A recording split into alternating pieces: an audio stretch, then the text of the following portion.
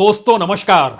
जीत हो तो ऐसी हो, सामने वाला जिस सियासी जमीन पर खड़ा हो उसी सियासी जमीन को खींचकर राजनीतिक जीत का ठप्पा कुछ इस तरीके से लगाया जाए, वो तमाम मुद्दे, वो तमाम ऐलान उसी हवा में गुम हो जाएं जिस हवा में जीत का परचम लहराने लगे। यह जीत गजब की जीत है। इस जीत का मतलब यह नहीं कि कांग्रेस के तीनों इक्के धराशायी हो गए, और वह इक्के जो आज से नहीं बरसों बरस से कांग्रेस के साथ जुड़े थे। मध्य प्रदेश के भीतर कमलनाथ, राजस्थान के भीतर अशोक गहलोत, छत्तीसगढ़ में भूपेश बघेल और इन कतार के भीतर में राहुल गांधी की भारत जोड़ो यात्रा की थिरकन। इन तमाम परिस्थितियों को जोड़िएगा तो हो सकता है आपके जहन में मौजूदा वक्त के बहुत सारे सवाल लगातार गूंज रहे हों, लेकिन जरा कल्पना कीजिए, भारत की राजनीति में कौन ऐसा प्रधानमंत्री हुआ जो चुनाव प्रचार के वक्त ही ऐलान राज्य दर राज्य करता चला जाए कि जीतेंगे तो हम ही जीतेंगे, गारंटी है तो हमारी ही गारंटी है। तो क्या भारत की राजनीति के राजनीतिक जीत के लिए फिलहाल इस देश के प्रधानमंत्री नरेंद्र दामोदर दास मोदी एक ध्रुव तारा है? यह सवाल आज बहुत जरूरी है, और इस सवाल के साए तले भारत की राजनीति में करवट लेती हुई परिस्थितियों को परखने और समझने की भी जरूरत है। हालांकि तेलंगाना में जीत कांग्रेस को मिली है, कांग्रेस के 10% वोट बढ़े हैं, लेकिन उतने या उससे कुछ ज्यादा वोट बीजेपी के भी बढ़े हैं। छत्रप की हार हुई है, और इस देश के भीतर में 2011 के बाद कभी कांग्रेस की सरकार रिपीट हो नहीं पाई, यानी दोबारा जीत नहीं पाई। लेकिन 2014 के बाद इस देश में बीजेपी की सरकारें बार बार क्यों जीती, और हर दौर में बीजेपी की जीत के साथ उस राज्य की गवर्नेंस का सवाल या राज्य के मुख्यमंत्री का सवाल जरूर जोड़ा गया। लेकिन इस बार तो कोई नहीं है, एक ही चेहरा है, एक ही नाम है, एक ही चुनाव चिन्ह है और एक ही ऐलान है, गारंटी का ऐलान। लेकिन सवाल इतना छोटा नहीं है। ना शेड्यूल कास्ट की राजनीति मायने रखेगी, ना आदिवासियों को लेकर कोई ऐलान मायने रखेगा। शहर दर शहर और इस देश के राज्य दर राज्य में ओबीसी का ऐलान करते चले जाइए, लेकिन वह भी मायने नहीं रखेगा। सवर्णों के भीतर भी कुछ आवाज उठेगी, लेकिन वह आवाज भी कोई मायने नहीं रखेगी। इस देश के भीतर उठते हुए सवाल भी चुनावी जीत हार के आसरे अगर लोकतंत्र को तय करने लगे तो फिर मान लीजिए यह गजब की जीत है। और इस गजब की जीत के आकलन तले खुद प्रधानमंत्री अगर राज्य दर राज्य घूमकर यह कह रहे थे कि मोदी की गारंटी है, तो एक क्षण के लिए जरा सोचिए, पार्लियामेंट के भीतर जब समूचा विपक्ष एक था, नारे लग रहे थे अडानी को लेकर और अडानी और मोदी को लेकर, तब भी वो शख्स अगर अडिग यह कहकर रहता है कि देख लो कितनों पर भारी हूं मैं, इस अंदाज को पहले आप देखिए, तब समझाएंगे भारत की राजनीति में क्या परिवर्तन आ चुका है, क्या परिवर्तन आने वाला है, और आज की जीत क्या मायने रखती है। लेकिन इस आवाज को पहले सुनिए। देश देख रहा है, देश देख रहा है, एक अकेला कितनों को भारी पड़ रहा है, एक अकेला कितनों को भारी पड़ रहा है। अरे नारे बोलने के लिए भी, नारे बोलने के लिए भी उनको बदल करना पड़ता है। जो भी ये बोलता है घंटे भर से आवाज की जवाब दे रहा है। आदरणीय सभापति जी, एक कन्विक्शन के कारण चला हूं, देश के लिए जीता हूं, देश के लिए कुछ करने के लिए निकला हुआ हूं। और इसलिए ये राजनीतिक खेल खेलने वाले लोग, उनके अंदर वो हौसला नहीं है, वो ढूंढ रहे हैं, बचने का रास्ता खोज रहे हैं। एक अकेला कितनों पर भारी, और इस कितनों की कतार में अगर एक एक नेताओं के चेहरों को खड़ा करते चले जाइए, एक एक मुद्दों को खड़ा करते चले जाइए, इस देश के भीतर में आइडिया ऑफ इंडिया हो या लोकतंत्र का सवाल हो, अगर उन कतारों को भी खड़े करते चले जाइए और फिर मान लीजिए चुनावी जीत सब कुछ है, तो एक अकेला कितनों पर भारी नहीं, दरअसल एक अकेला सब कुछ फतह करके अपने अनुकूल परिस्थितियों को बनाने की दिशा में खास तौर से 2024 को लेकर किस रूप में बढ़ चला है, यह शायद सबसे बड़ा संदेश है। याद कीजिए, हिमाचल प्रदेश की जीत हो, उससे पहले बंगाल में ममता की जीत हो, हिमाचल में कांग्रेस की जीत, कर्नाटक में कांग्रेस की जीत, लेकिन तब सवाल सिर्फ राज्य का था।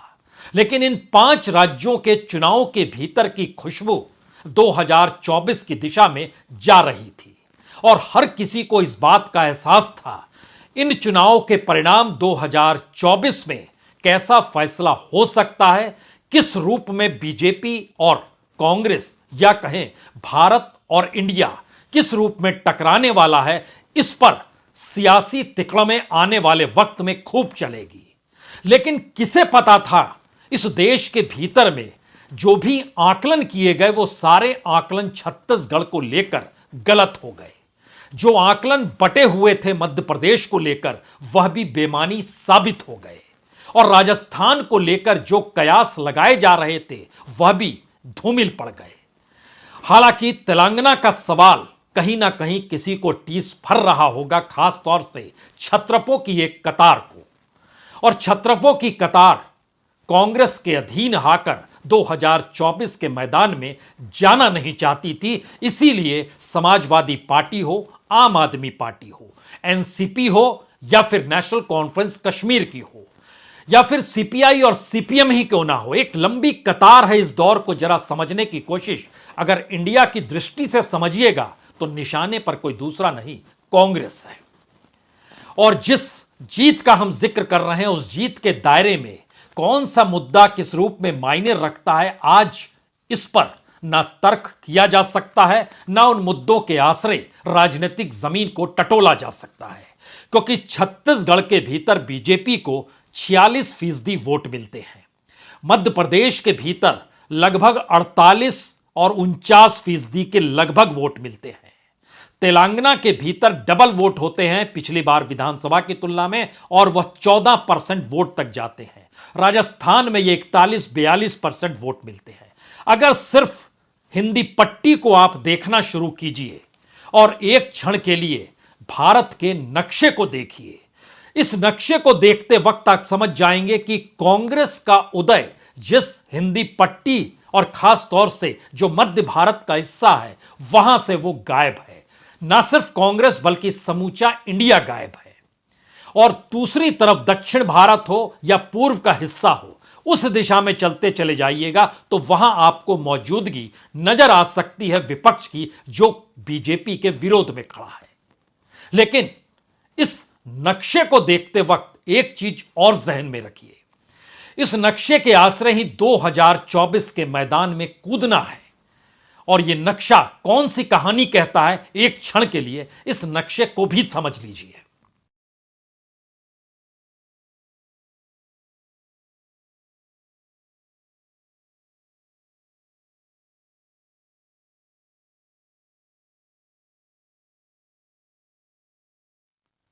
जी, इस नक्शे का सच यह है कि इस देश के भीतर तकरीबन 25 करोड़ लाभार्थी जो केंद्र की योजनाओं से जुड़े हुए हैं, उसका लगभग 60% हिस्सा जो है इस मध्य भारत के हिस्से में आता है और यहीं पर बीजेपी को जीत मिली है।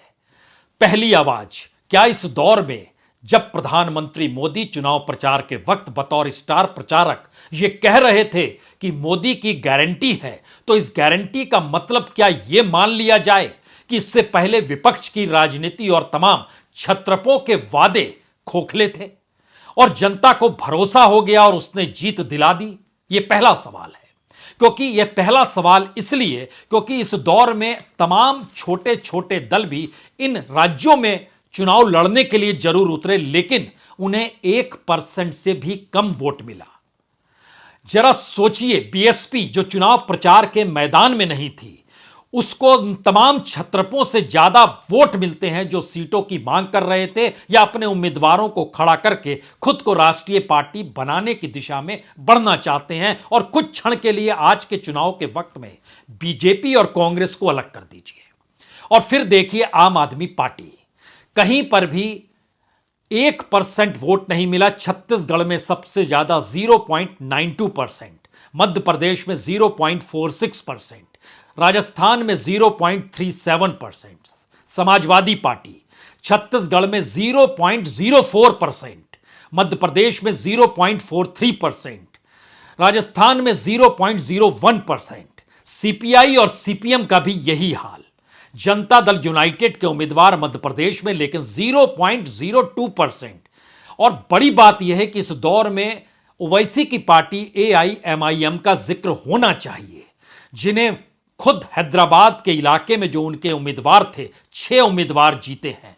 1.7% उन्हें मिलता है तेलंगाना के भीतर, राजस्थान में 0.01%, उसके बाद मध्य प्रदेश में 0.10%। लेकिन दूसरी तरफ जरा इस राजनीति को एक क्षण के लिए पलटिए और समझिए, बीजेपी अगर 45% के साथ 3 राज्यों में खड़ी हुई है तो कांग्रेस 40% के साथ इन 3 राज्यों में खड़ी हुई है। पहला मैसेज, जो सबसे बड़ा मैसेज है, छत्रपों की दुनिया और उनकी राजनीतिक जमीन क्या इस दौर में खत्म होने का ऐलान अब हिंदी पट्टी में हो चला है? जो निकला तेलंगाना से, लेकिन इन इलाकों में छत्रपों की मौजूदगी खत्म हो गई।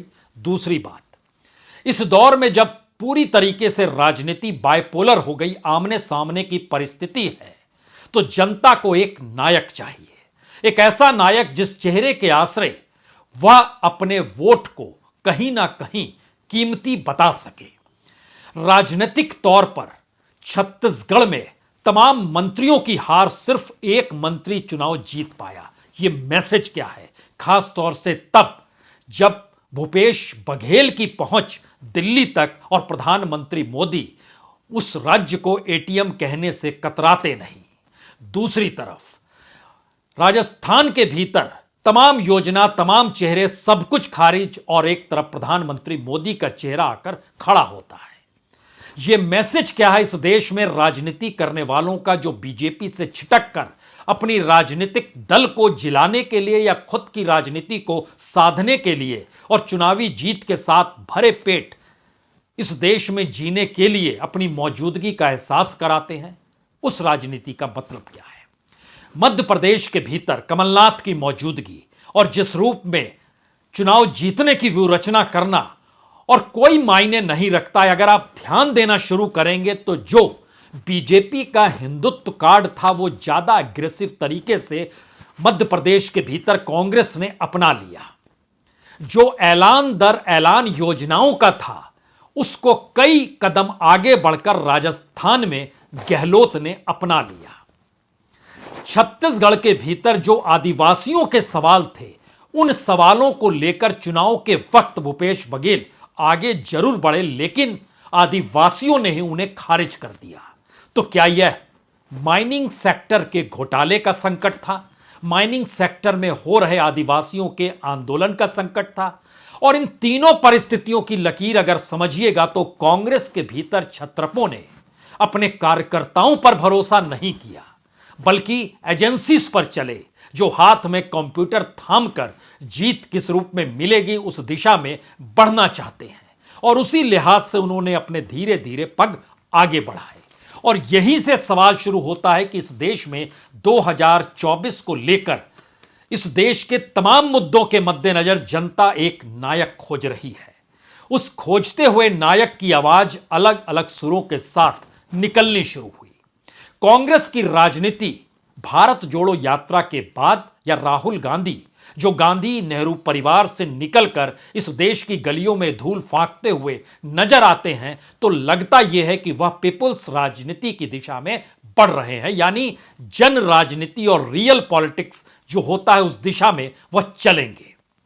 और रियल पॉलिटिक्स का ऐसा घालमेल होता है कि एक झटके में ओबीसी का मंत्र उनके माथे में समाता है और चीजें एक झटके में जो भारत जोड़ो यात्रा से सरोकार की राजनीति थी, वो जातीय समीकरण को साधने की दिशा में न्याय शब्द के साथ निकलती है। असर चुनाव के भीतर जो वोट परसेंटेज है, वो ओबीसी का वोट बीजेपी के हक में तकरीबन राज्य दर राज्य 15 से 25% तक ज्यादा चला जाता है। कोई वोट नहीं देता है, वोट देता है तो बीजेपी की तुलना में कम देता है। आदिवासी का सवाल नारों की शक्ल में या परिभाषा गढ़ने के सवाल के साथ आदिवासी और वनवासी का सवाल, लेकिन आदिवासियों को लेकर जो नीतियां राज्यों के भीतर होनी चाहिए वह अगर गायब है, तो सवाल यही था कि आदिवासी बहुल छत्तीसगढ़ के भीतर भी आदिवासियों ने वोट बघेल को क्यों नहीं दिया, और जब नहीं दिया और सामने विकल्प एक ही है तो उसी दिशा में गए। लेकिन एक सवाल यहां पर एक और भारत आदिवासी पार्टी को लेकर भी है, जिसने राजस्थान के भीतर अपना निर्माण किया और 3 सीट जीती। मध्य प्रदेश के भीतर उसने 1 सीट जीती है। यह ट्राइबल पार्टी से निकलकर भारतीय आदिवासी पार्टी बनी।